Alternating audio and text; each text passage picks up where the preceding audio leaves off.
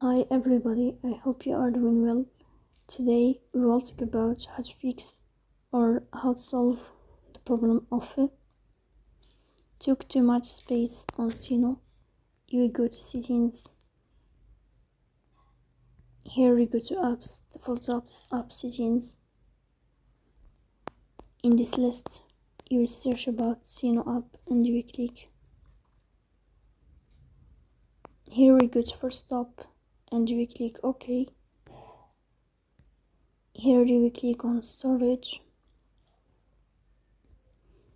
Then we click on clear cache. Here you will turn off your Wi-Fi and you will turn on your Wi-Fi again to fix that problem. So please don't forget to support us by like and subscribe. See you next time in another video and thank you for your